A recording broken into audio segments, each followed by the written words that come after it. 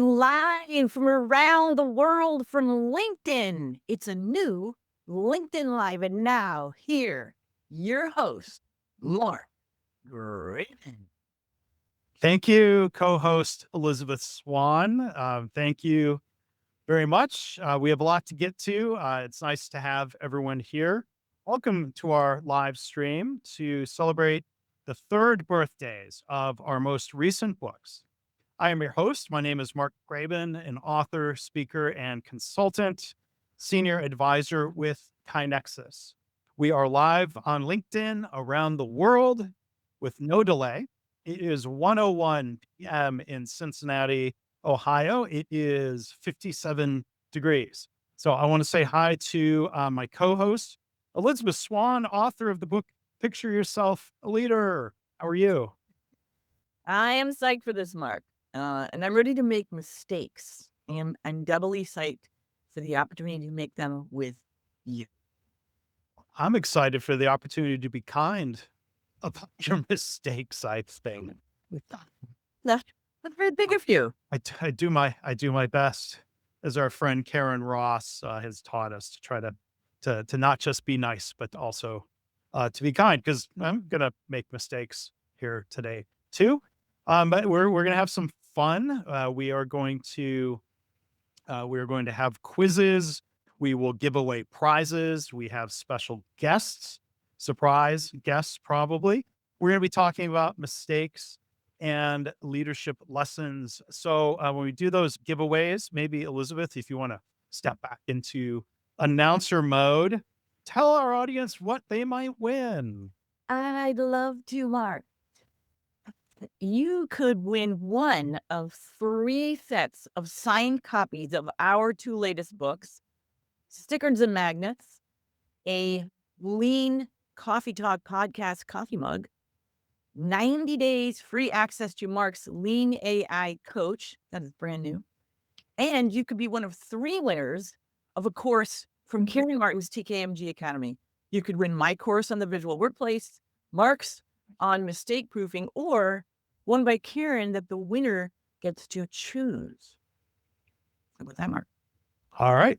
It's pretty exciting. Lots of prizes. We're going to have 7 quiz questions along the way. It's kind of like bar trivia, but the middle of the day, coffee. We're going to use menti.com. So you can either scan the QR code, zap that with your phone, or if you prefer, you can go to menti.com and enter this easy. You've got it memorized already, I'm sure. This easy code 834601999.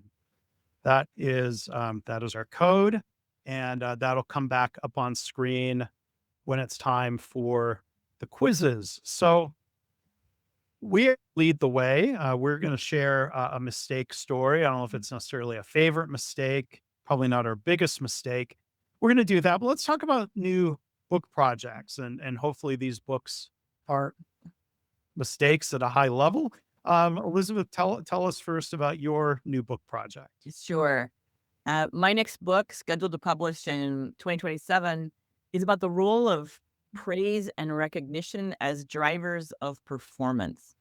The title is ultimately up to the publisher, which is the fabulous Page 2, but something along the lines of praise the science-backed strategies to inspire your team's best work. And I know that coming up with titles is a complete area of expertise all on its own. And I'm just a writer. So we'll see what happens with that. I'll keep you all posted. Of course, probably get your input as the titling starts to happen. But Mark, what about you?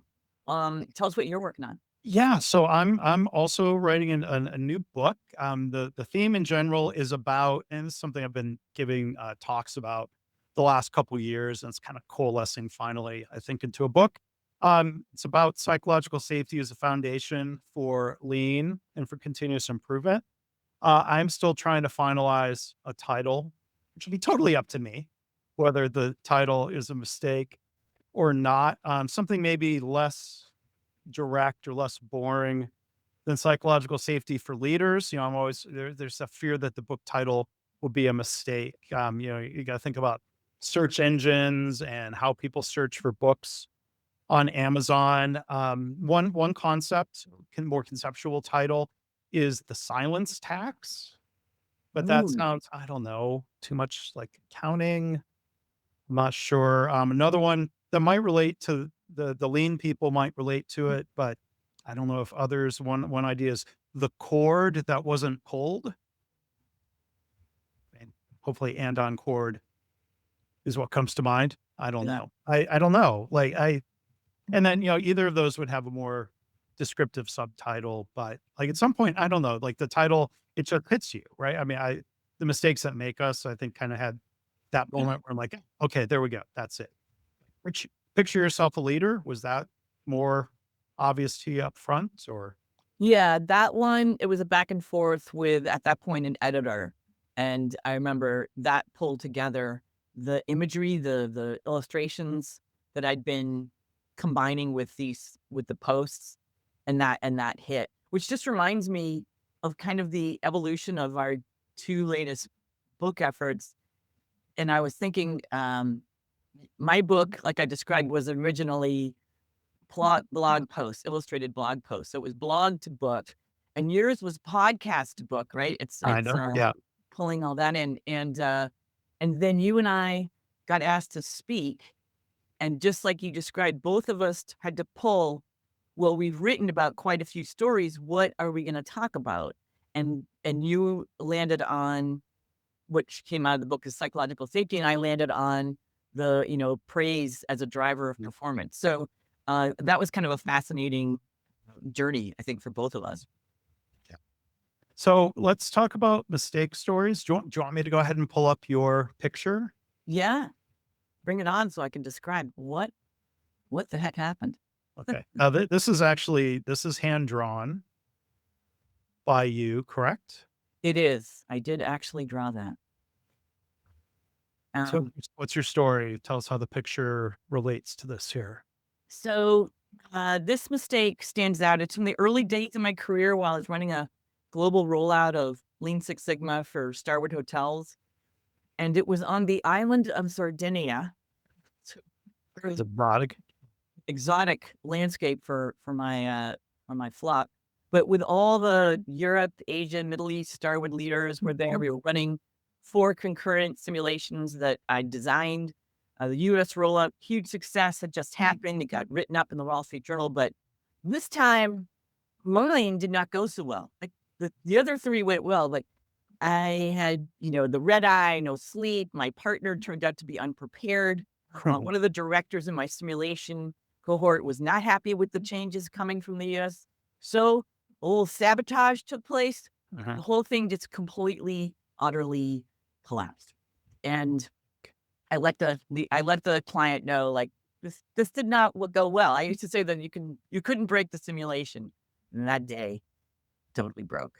And the next day I got together with the other consultants, even though I honestly didn't want to see another human soul. And one of them asked me, he looked at me and he goes, "Do you mean to say you've never bombed before?"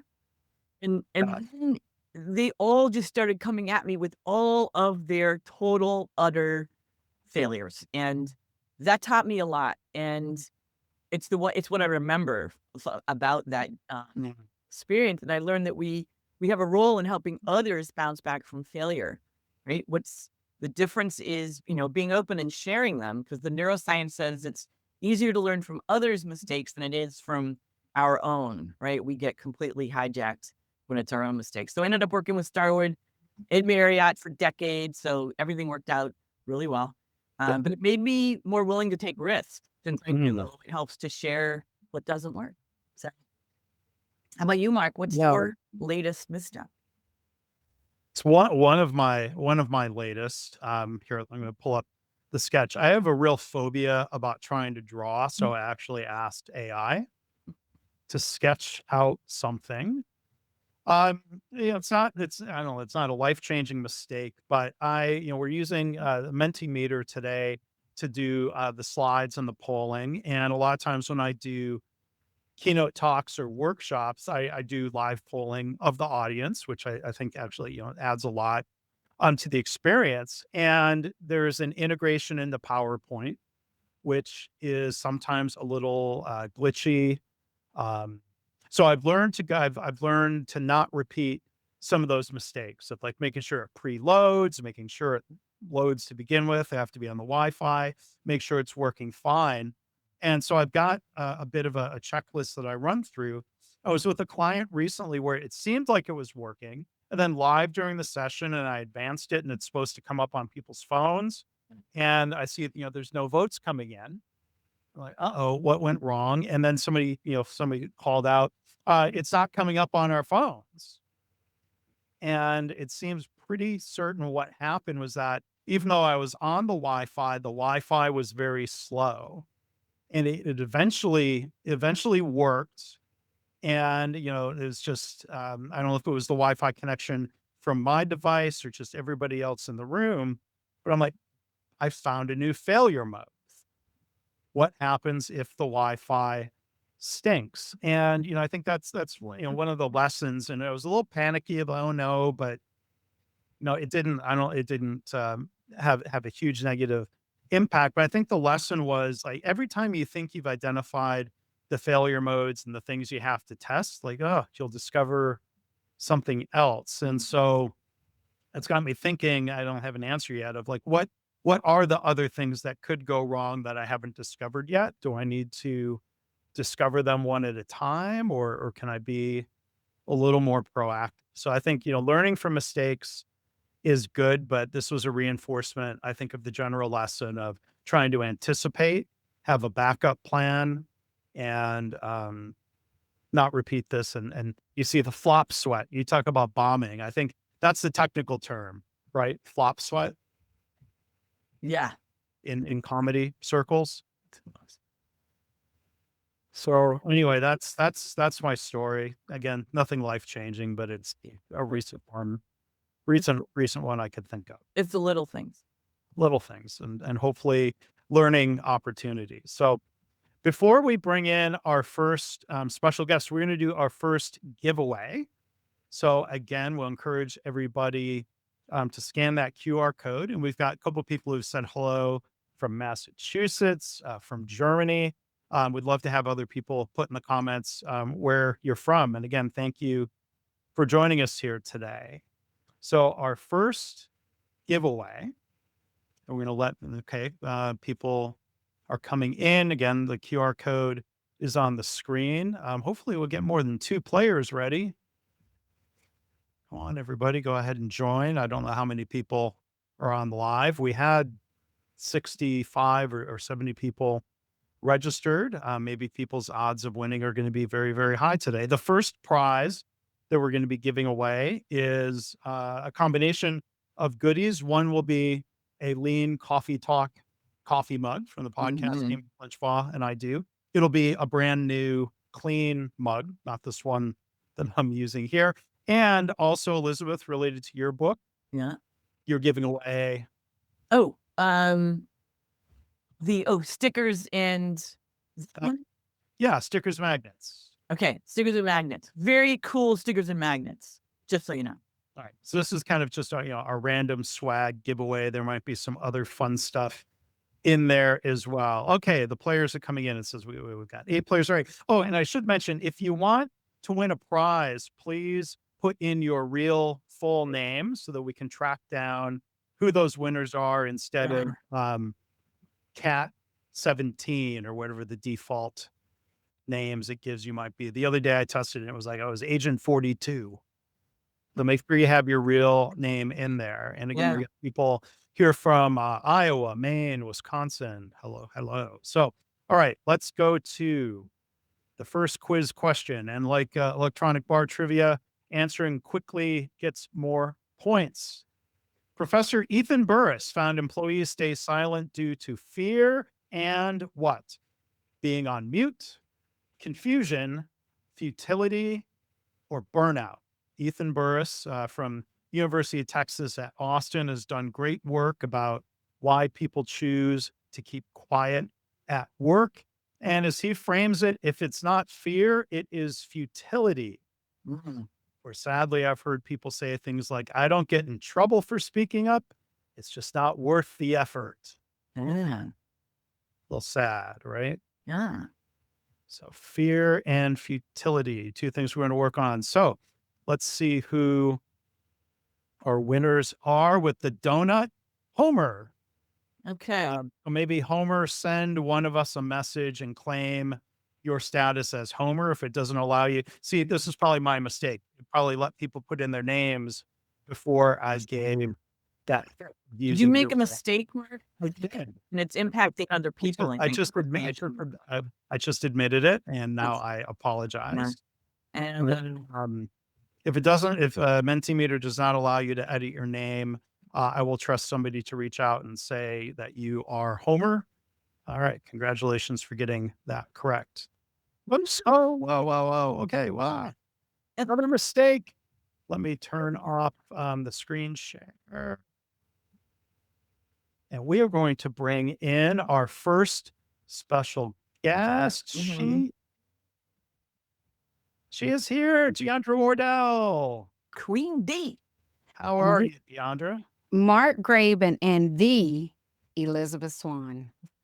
I'm fabulous. It's great to be here with you. Yeah, you are fabulous. And to tell everybody a little bit about you, Deondra Wardelle is the founder and CEO of her firm On to the Next One Consulting, which offers exceptional leadership development, training, and consultation services. Oh, look at your coffee mug.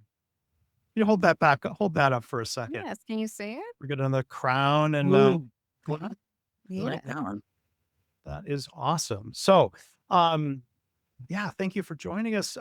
Do you have a mistake story to share with us today? And is there a leadership lesson that you drew from that?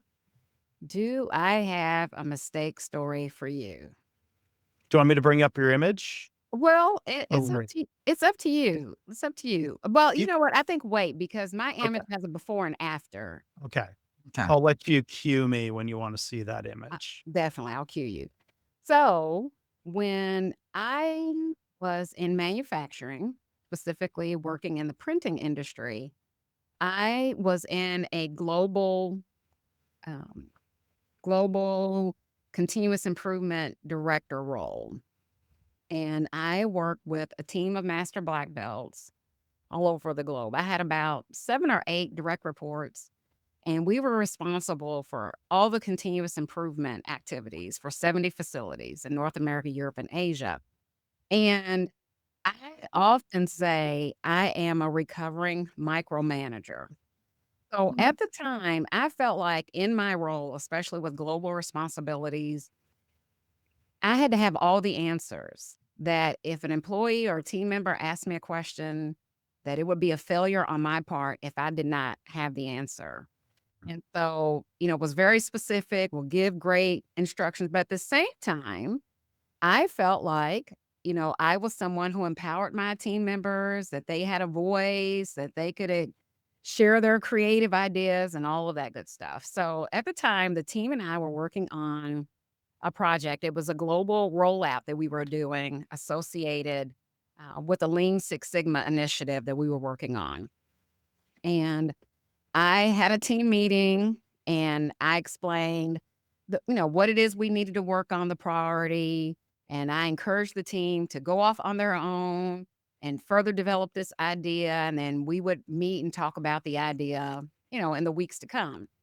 So a few days later, one of the master black belts reached out to me and said, "Hey, Deondra, we have a few questions about the project." And I was like, "Sure. What is it? What do you want?" Well, he was asking me questions about layout and design and color scheme, just really basic questions. And he said, "We know how picky you are, Oh, and we know what a perfectionist you are, and we want to make sure that we're doing this project the way you want it." And what hurt me most, I appreciate the fact that he felt comfortable and safe enough to say that to me. sure. But I thought, how am I communicating as a leader? I have fashion myself as someone who empowers teams and encourages them to grow and things like that. But the fact that they're checking with me on these simple things before they could move forward was really eye-opening. And so with that, this same employee is the one who introduced me to the a continuous improvement framework or way of working called the improvement kata and the coaching kata. And so I started using that in terms of how I led and worked with the team, because oftentimes the greatest ideas come from those who are closest to the process. Yep. And so, like I said, that was an eye-opening experience. We started practicing the kata, and what I found is that just the creativity just flourished and expanded and grew because they sincerely knew that it was okay for them to not focus on perfection, that they could focus on progress over perfection. I have a visual right there. We're all about, picture yourself a leader and all those type things. So that was something that was a huge learning experience for me as a leader. And then also they had teams that they were giving direction to. And so I wanted to make sure that I was operating and leading in such a way that they could learn from that and they could model that same type of behavior of empowerment and inclusion with their own team. I love it. Yes. Yes. And I want to see the image. Yeah. So now you can see the image. Dun, dun, dun, dun, dun, dun, dun, dun.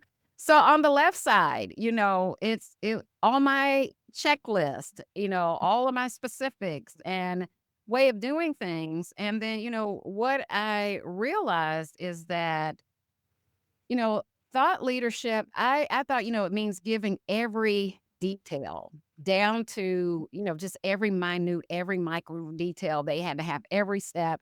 I felt like if I did not give them all of that, I was failing them as a leader.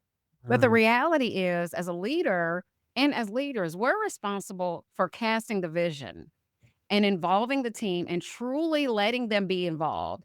And then display trust that if you make a mistake, okay, great. What's going to happen? It's something that we can learn from it. And to, again, focus on progress over perfection, recognizing that everything is a learning opportunity. Yeah. And I continue to be amazed by what teams deliver, and whether it's teams that I'm working with professionally or, in volunteer organizations, when people are really allowed to experiment and test and learn all of the good things that happen as a result of that. Beautiful. What a lesson. Yeah. And the reflection required to look in the mirror and think about, okay, what am I going to do differently as a leader? How am I going to present myself and lead others? I love that you did that. Yeah, and it's really important, and I still carry that with me, and as I work with leaders, specifically as it relates to strategies and what it is they're doing with leadership development, it's so important that, again, that vision is cast, that the team is involved, that there's alignment. It's important to be clear about what the ultimate direction is, but it's also important, like I always say, for people to see themselves in the vision and to see what it is that they're doing. And not only that, to have ownership. And how can you have ownership if you're not a part of developing what the process, whatever the solution is that the team is focusing on? Yeah. Yeah.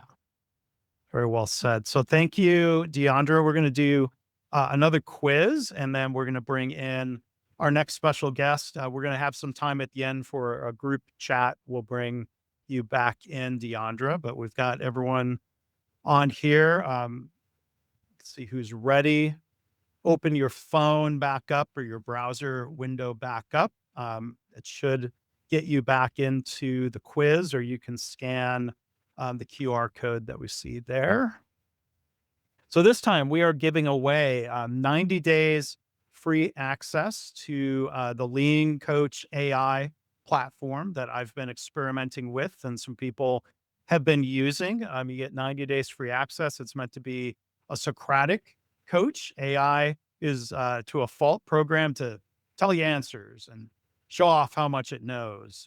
So a coach that asks questions, I think, has been a fun experiment. So let me see. We're going to Yeah. move ahead to the quiz. Yeah, this is a cool. Which improv skill improves leadership the most? This is from Elizabeth's background. Is it joking, delegating, correcting, or listening? Which improv skill improves leadership the most? 3, 2, 1. Oh no. He got the answer right. Why you say, oh no, Elizabeth? I didn't fool him. All right. Let me see who answered that most quickly. The leaderboard. And whoever's in first place at the end of these different questions wins the prize. Our winner is Lynn. Congratulations. So please, we'll figure out, reach out to me on LinkedIn. And I assume that person, their first name on LinkedIn is Lynn. So if someone named Homer reaches out and says, I'm Lynn, I don't know, confusing. So, all right. Thank you to everybody who took part. And Deondra, we'll see you again in a little bit. See you soon. All right. See you soon, my friends. Okay. So All right. I'm going to let you. Okay, Elizabeth, your turn to introduce our next special guest. We'll go ahead and, I hit add to stage. There she is. Down. I jumped the gun. Hello. Hey, Tracy Welcome. O'Rourke. Welcome, Tracy. Welcome. For those of you who, for some reason, don't know who Tracy O'Rourke is, she is a master black belt, a Lean Six Sigma instructor, and my fabulous co-author on the Problem Solvers Toolkit. She's also the unparalleled queen of the Lean spoof rap video, because Tracy's, and this is all makes sense because her mission is to bring the joy to Lean, and she does. And it just so happens she's debuting her latest video, which is spoofing the 5S or 5 Ys. And we'll provide that link to you before you go, so you don't want to miss that. So hello, Tracy. And while do you want your image to be up while you tell us your mistake story? Sure. Okay. So, Let me add that. Hi, everyone. Happy to be here. Okay. Yes, go ahead, Elizabeth. Why did you let that happen? What went wrong, Tracy? Okay, so I went with the comic books theme a little, so I'll make it into a story if that is okay. Yeah. Okay. About 18 years ago, a leadership lesson. One fine day in the dry summer heat of Arizona, a Lean Six Sigma consultant went into a financial services client location to work. This was a client that she had been working with for many years. She would go in 3 days a week and work with the process improvement consulting team of black belts as the master black belt. The engagement was going well, and everyone felt comfortable around each other, and the team dynamics and the relationships were good.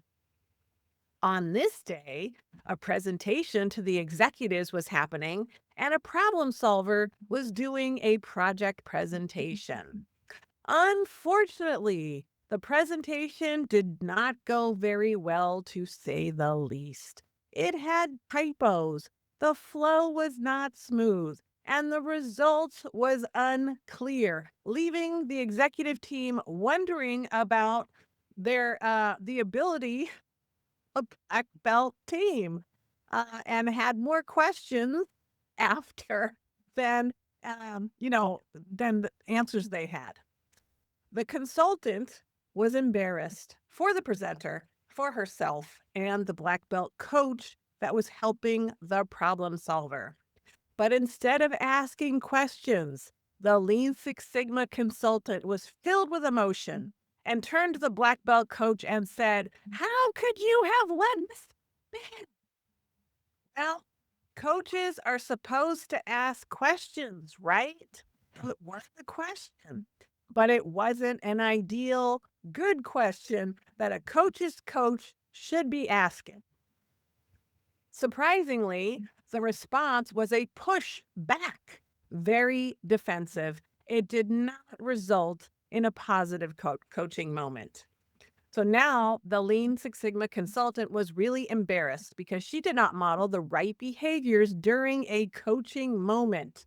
Time to regroup in her bathroom bathrobe and reflect. Maybe she was at the spa in the hood.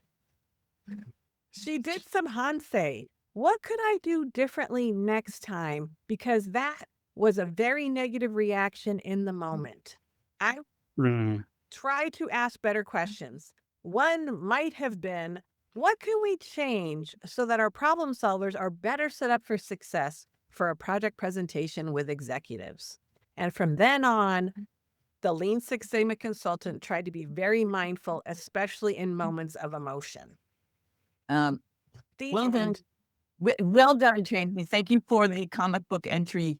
And I just wanted to appreciate that when you had AI create this, it turned your black belt into this very lovely robe that you're wearing here in front of the graffiti wall. So I appreciate that. I also appreciate that you did learn from this and it worked out well, because then you were able to invite me to join you on that gig, which I totally enjoyed and got to know you. So the results all around, so good.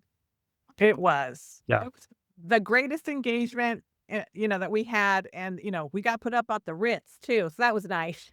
Thank you for sharing your story. It was a bit of a fairy tale, even the way that you then and presented. So thank you, Tracy, Thank you. and I look forward to seeing your video tomorrow. I've got a conflict.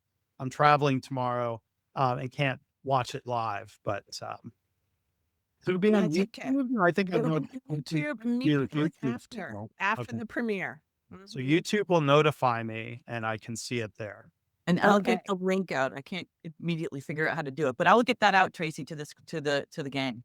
Okay, Okay. 9 a.m. tomorrow Pacific. If anybody wants to know, look for the invite on LinkedIn or send me a note. Yes, follow Tracy. Go check her out on LinkedIn. All right. So before we bring in our next guest, we're going to do another quiz and another giveaway. This is going to be one of the 3 signed book bundles, a copy of Picture Yourself a Leader signed by Elisabeth, and a copy of The Mistakes That Make Us signed by me. Good thing we didn't getting those signatures mixed up would be a weird mistake. Yeah, that'd be a weird one. I don't know if I can get behind that. No. Here's our next question. Bring up your phone or your browser. Again, you can scan the QR code here, menti.com. Give people a second to do that. We've got people also joining us from Saudi Arabia, Nigeria, Oh, yeah. San Diego. So wonderful. You said at the beginning here, live around the world. That is amazing that we can do that through LinkedIn. I spoke the truth. Yes. All right, here's the next question. Answer quickly to get more points. The My Favorite Mistake podcast was originally inspired by a request to interview somebody from which TV show? Was it The Gong Show, Shark Tank, Fear Factor, or Bar Rescue? They were the guest in episode 1 of the My Favorite Mistake podcast. Oh, I wish I'd gotten unknown comic or somebody from The Gong Show. The correct answer is, as it says here, Shark Tank. Kevin Harrington from season 1 of Shark Tank. Love him or hate him, he is the inventor of the 30-minute infomercial. George Foreman grills, like quite literally, products like that. Ginsu knives. Yes. I don't want Ginsu, but Ginsu was definitely one of the early ones. So Sarah answered that fastest, and that puts Sarah into the lead. So Sarah, please reach out Well, Sarah. to us. You will get 2 books sent, both my book and Elisabeth. So congratulations. Yeah. Tracy, we'll see you again at the end. Bye, everyone, for now. Miss you, Tracy. Great. All right, man. All right. We're going along. We're keeping on the tact time here. I think we said 6 minutes per person. We're actually kind of cruising along at at a pretty good pace. So I'm going to bring in our next guest and say hello and give introductions. He is Ryan McCormack. Hey, Ryan. Hey, how you doing? Hey, Great to see you. Ryan, friend from Lean community. He's done work in Lean healthcare. And let me tell you about what he's doing now. Ryan McCormack is and has been, I would say, and continues to be a transformational leader and operational excellence practitioner. He's now with Wawanesa Insurance in Winnipeg. He's a University of Manitoba graduate with roots in industrial engineering, Lean, and Six Sigma. He's very active on LinkedIn. He shares a lot of thoughtful things there. And he also writes, you can subscribe on Substack, the Operational Excellence Mixtape. So again, Ryan, thanks for joining us. No problem. Hi from Winnipeg to everybody around the world. So I guess we'll just jump in and say, do you have, you sent in a sketch? Do you want me to pull that up? I can draw for crap, but what flowed has been much better. So I actually feel a little better about myself. I think it speaks more to my terrible prompting skills than either artistic abilities. But you feel free to share it if you will. It is pretty accurate to how I would have drawn. okay. That's why.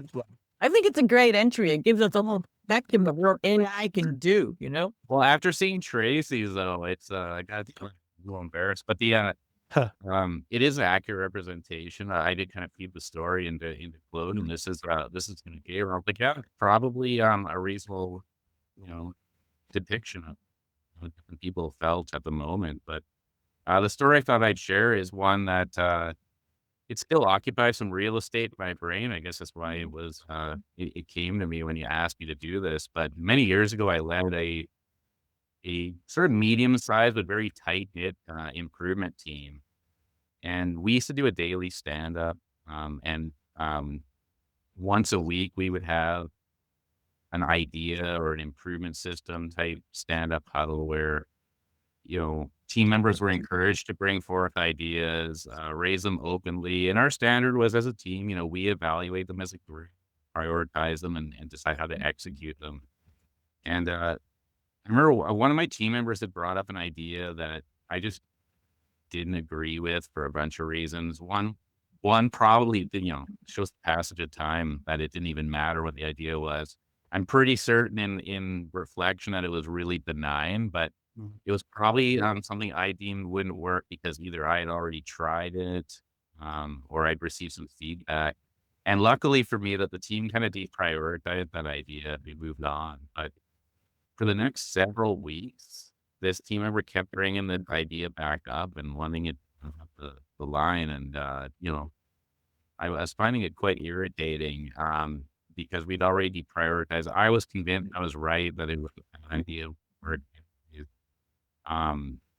So finally, the last time they brought it up in front of the whole team, I decided to admonish the idea. I believe I said it was a stupid idea and that this person should just let it go. And if that wasn't bad enough, I'm pretty sure I went on to enumerate all the reasons it was a bad idea and why I was right about it. And this was a fairly substantial mistake because then on, without any exaggeration, everything changed between me and this person.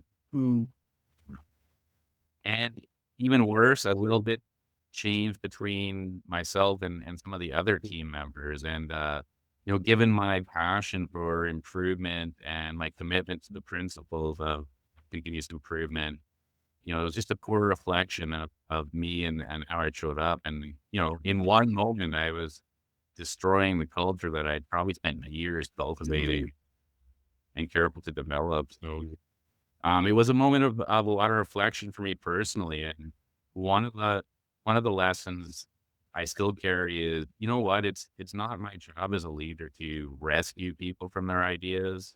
Yeah. Let alone deprive them of the joy or pleasure of figuring out whether an idea works or not for themselves. Of course, unless it's a safety issue or, the stakes are like harm could be involved. Right. The other is, and I've seen this play out, unfortunately, with other groups. Sometimes we can let ourselves off with it. We do humiliate somebody in a team setting because we're like, oh, it's just them, or maybe trample them. What you don't realize is you're actually hurting the whole team when you do that. Everyone else around that huddle is thinking, oh my God, that's going to happen to me someday. And that reflection really changed the way I thought about this being a behavior that it can't be tolerated even one time. And then create consequences that last, sometimes for years after. And the last thing was, I'm an engineer by trade, as Mark said. A lot of us like to write about things. And it was a shift in my thinking as I became a leader that it's a lot more important to focus on being helpful than it is on being right. And just on that note about how I apply that today, we have a mutual friend, Katie Anderson, coach extraordinaire. She's I've worked with her before where she asked me to develop a credo. And I had it inscribed in the wood here, and it's actually my desk right now. The very top thing it says, choose being helpful over being right. Something I carry with me every day, and it's just across from me in my desk every day. Good for you, man. Oh. It's a powerful lesson about what you said. It didn't just affect the person directly, but others that were on the team and witnessed and observed that. I appreciate you sharing that reflection. Being put on blast. I think it's just drawing serves to me, right? Yeah. Well done. Yeah. Thank you for sharing the story and the lesson learned. Of course, appreciate the opportunity. Yeah. Before we bring in our fourth and final guest, we have another question here. We are giving away again a signed book bundle. It's question 4 of 6. Earlier I made a mistake and said 7. It's only 6 questions. I don't have a drawing. I don't have a drawing for that mistake. All right, here is quiz. What most clearly signals to people what they should be doing at work? Is it policies, a LinkedIn post, recognition, or slogans? A LinkedIn post. So sharing your story at Brian McCormack. Yeah. And hear more of that. And yes, the correct answer is recognition. Elizabeth, do you have a thought to add on to why that is true? Recognition. We're so good at seeing what doesn't work, right? I mean, that's our job. Ryan was saying, working so hard to be right. We are very good at finding what's wrong, and we don't often tell people what they're doing right, which is our opportunity to tell them, well, that was good, and keep doing that. So it requires often a flip in terms of our natural focus. And that's why your next book again is called the power. Yeah, we'll find out, Mark, when they name it. It's about praise. You've done talk. It's about praise. It's about praise and recognition being the biggest drivers that we don't use of performance. All right. So let's see who moves up to the top. Michael McLaughlin had the fastest correct answer. Okay, and we do have a rule. You can't win 2 prizes, but okay, moving up to the top position is Brad. Michael McLaughlin, maybe you'll win the next one if you keep answering and getting this correct. So Brad, please reach out to us here through LinkedIn, and we'll figure out how to get those books to you. Right, and I hit too soon again. We've got folks now from Turkey and India. That's awesome. Thank you, everybody, for being here. So I'm going to let Elisabeth introduce our fourth and final guest. She is here. Hey, Karen. Karen, right room. Hello, Chief Clarity Officer. Good session. Yeah. Thank you. Let me tell you all a little bit about Karen. Karen Martin is the founder and president of TKMG and TKMG Academy. She's the award-winning author of so very many great books, including Clarity First, Value Streaming, and The Outstanding Organization, just to name a few. Value stream mapping, Excuse me, what did I say? value streaming. Yeah, so that was a mistake. Thank you, Sir Colorado. I hope I was kind about it. I wanted to get the title correct. Yeah, no, I think that I felt the kind correction, the kind of correction there, Mark. Nice would have been ignoring it. Yeah, that would have been Right. a mistake again, on your part. So this Mhm. time, just on my part. Karen is a business performance improvement juggernaut, and with her background in adult education, she's transforming the art of online learning in the realm of problem solving. And yet, she too makes mistakes. Imagine that. How do we imagine that, Karen? So, Karen, would you like to share with us a story of a mistake and perhaps some learning? And Mark, could you cue Karen's? We have yet a new Whatever. story. Whenever, if you want the picture now, or we can save it, Karen. We can say- Okay. What's your story? So, and I love how different these stories have been. They're really interesting how much variety there's been. I think mine's a little different also. So mine is, there's so many lessons in what the story is. It's a case of thinking you know when you don't. It's a case of not bringing in experts when you really need someone else to, help you out and thinking you can go solo and be a, pioneer on your own, all kinds of things. So what the story is, so this is about hiring people and building a team. And I just have found, I've been building teams since I was, I think 23 was the first time I had a team that I was responsible for. And I have to say that, my team was better, but then every once in a while I'll have that blip that goes, oh my gosh, maybe I haven't learned at all. My hiring and building a team is one of the most difficult leadership tasks there is. I just think that getting the magic of the combination of how people engage with one another and their skill sets and all that is just really tough. So I decided to hire, finally when the academy got off the ground and we were ready to hit the pedal, the gas pedal and grow, I decided, I'm for salesperson. And I got a candidate with a lot of e-learning background, interviewed really, really well, and just, thought he was going to be the cat's meow, but very, very expensive, very high base. And this was a financial mistake as well. And so, so I hired him and awarded, and he was amazing at helping me learn some of the things that are called sales enablement that you have to establish for a salesperson to be able to soar. So we spent the first probably a month or so, like really getting that foundation in place, and that was super helpful to learn all of that. So now we have the foundation. It's time to and so for a few months, I kept on expecting leads to come in. He had quota to hit and things, and no leads were coming in, like none. And I was like, what the heck has happened to this guy? And so we would have conversations about what's going on, and he had all kinds of excuses for and why there were no leads coming in. And I didn't really buy most of them. There was a lot of stuff going on in his personal life and stuff like that too, so there was a lot of stuff going on.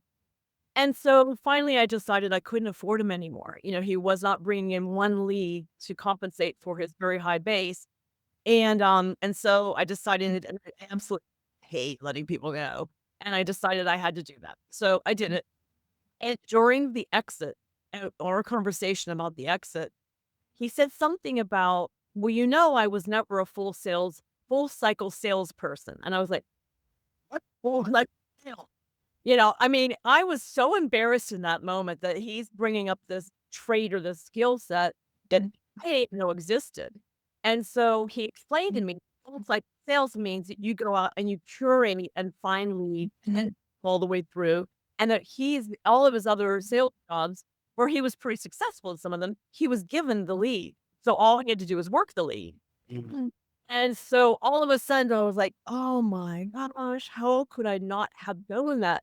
How could I not have probed for that? How could I not have, and so, and getting let go sucks. It's painful, it's demoralizing and all those things. So there's all that, what he had to go through being asked to leave.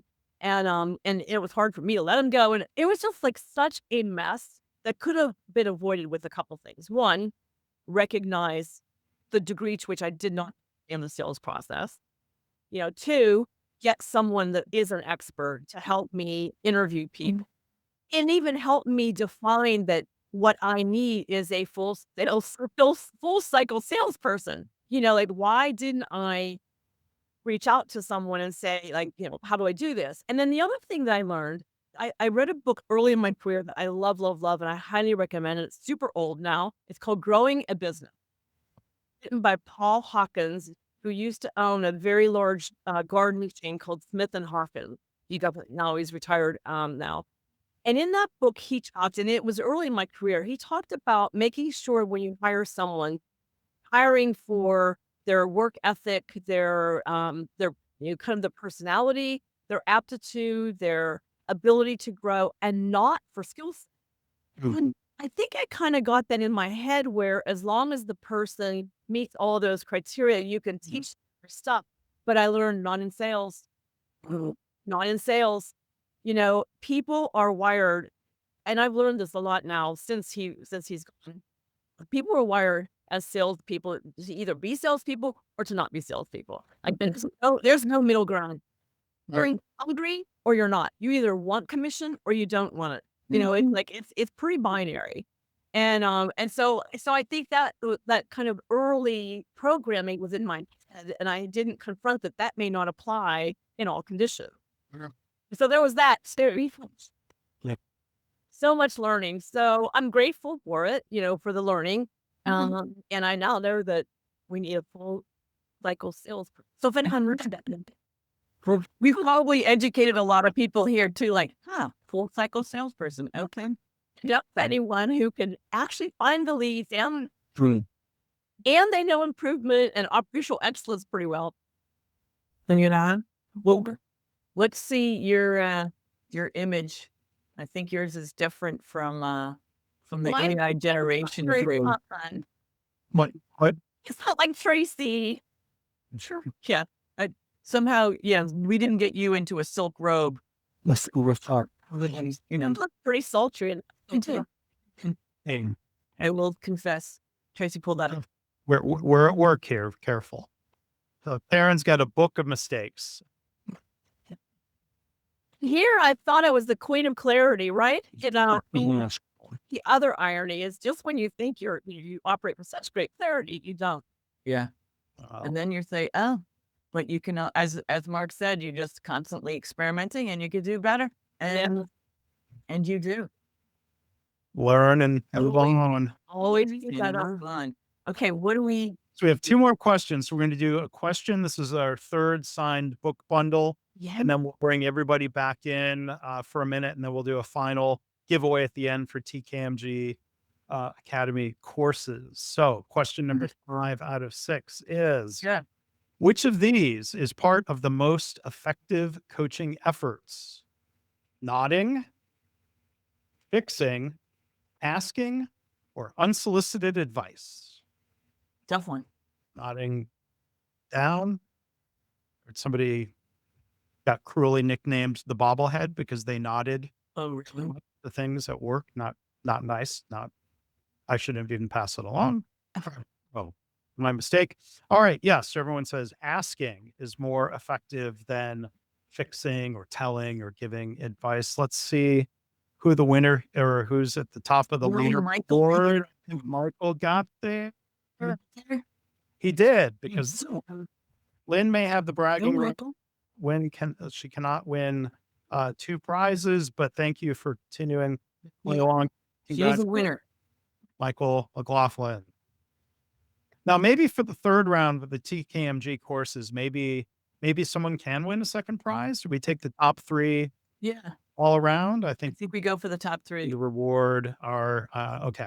So we're going to bring everyone back in for, at the very least, some thank yous, and got the grid of everybody here: Deondra Wardelle, Tracy O'Rourke, Brian McCormack, and Karen Martin. Elisabeth, you want to tee up we had 2 thought starters for the final thought? I think Well, you can pick one. Either biggest bright spot you see in the workplace right now, or the biggest challenge facing us today. And just, we only have a few minutes, but I'd love to hear if someone has something burning top of mind. Oh, Tracy's got one. I think okay, I'm off mute already. Hi. I would say, I know we don't have very much time, but I would say AI. So it's not only the biggest bright spot, but it's also our biggest challenge. I'm working with a client right now, and they are doing everything possible to just catch up. The the divide and like how spread out everybody will be now with knowledge is going to be exponential. And so I think a lot of organizations are very concerned about people leveraging AI in the way that they can and putting time to learn it. I mean, there's so much to learn. So anyway, that's just my thought. No, I think that's huge. And two things that strike me are, one, unless organizations hit it head on and talk about their approach and how they're dealing, everyone assumes the worst, right? It's going to take my job. And the other aspect is what you just described is, we're so used to in healthcare talking about increasing people's scope of practice, right? That's just, it's what you do. Whereas AI, we have a scope of practice and we need to address that, right? We need to level people up. Mm-hmm. I think you're dead on. It's a bright spot and a massive challenge. Mm-hmm. Another bright spot. Can I? Yeah. Please. I am just so tickled at the number of customers coming to us, both on the consulting and the academy side, who have never started the lean journey and are super, super excited to start it. And and I think it's a different world than someone who started like 10 years ago or 15 years ago, when we really didn't have quite the insights that we have now on the full complement of conditions that need to be in place and aspects of what makes, a lean leadership team effective and all that stuff. It's a much better time to enter into this. Hey, I'm going to go on a lean enterprise journey, and start it. I'm very excited about that. Yeah. Nice. All right. Well, I'm going to suggest let's do the final quiz, and then we'll give a chance for Deondra and Ryan if there's something you want to share around bright spots or challenges. So here's our final question. The top 3 total on the overall leaderboard will get an opportunity to win one of 3 TKMG Academy courses. So here we go. Toyota leaders ask, what are your top 3 Okay, I don't see anything, Mark. Oh, let me go back. Okay, my mistake. See? Yeah. Gail. Oh, this one. All right. All right. Here's the question. Toyota leaders ask, what are your top 3 problems rather than do you have problems? Because the first question assumes problems exist, avoids blame, is faster than 5 whys, or follows standard work. What are your top 3 problems? Oops. Oh my goodness. Okay. Yes. 3 of you, the correct answer is it assumes problems exist. It gives permission to speak up, and it's an open-ended question instead of a yes or no close-ended question. It probably also avoids blame. There we go. There with 3 people got that correct. So the final leaderboard, 3rd place will get a copy, a free registration to the mistake proofing course. Okay, Lynn is the overall winner. Lynn will get to choose a TKMG Academy course of her choosing. Michael is going to receive the visual workplace course done by the amazing Elisabeth Swan. Michael McLaughlin, you win double. I got this wrong. Michael, you get the visual workplace course. Sarah gets the mistake proofing course. I'm going to just stop talking now because now no more mistakes. Yeah, just gonna keep stepping in it, Mark. But well done. Well played, everybody. So let me bring things back to the panel. Ryan or Deondra? A bright spot that I'm noticing among leaders, particularly senior and executive leaders in the nonprofit space, is they're recognizing that leadership development is not a one-time event or occasion or a one-time workshop. It really has to be embedded in the daily operations and the culture recognizing that leaders are serving as coaches and growing their team. And they value the importance of also bringing in coaches to support that work and help to embed that practice as part of daily habits. So that's a really bright spot that I'm noticing. Yeah, that's good, Deondra. Well said. Yeah, for me, similar to Tracy, I think bright spot and challenge are the same. Like the challenge I hear all the time right now is the pace of change has never been higher, and it's also at the slowest it's ever gonna be. So I think a lot of people are experiencing challenge. Or on the plus side, from a improvement standpoint, the barriers to improvement are lower too. People have to come together, have to experiment, and have to drive change. Whereas I probably spent half my career trying to convince people they should experiment or try something different. That is no longer part of my purview anymore. People know we have to come together and drive change and experimentation. So it's a bright spot and a challenge. That's great, Ryan. Thank you. Yeah, thanks. Thank you, everybody. So that's it. We're a little over, but I think we'll wrap up here. I want to thank everybody who joined us here today. I want to thank everyone in the audience from around the world. Let's thank Karen Martin, Tracy O'Rourke, Deondra Wardelle, Ryan McCormack. I'm Mark Graban, Elisabeth Swan. Thank you also for co-hosting and being here today. I'll give you the last word because, okay, I'm done. No more mistakes. Mark, as we said at the beginning, it's a joy to make mistakes with you. And I'm just can only say I'm glad you made, not that I was counting, but I think you made more than I did. So, You were counting. yeah, not overtly, but just like, They're not taunting me about scoreboards. I'm so glad you guys came and joined us. This was a blast. Thank you for your stories. Thank you for sharing, especially your beautiful artwork, however it was generated. And, we'll, be with the next party. Ooh, Tracy, look at that link up. Okay. Bye, everyone. Hope to see you tomorrow Bye. at the premiere. Bye. Thank you, guys. Bye. Okay, it says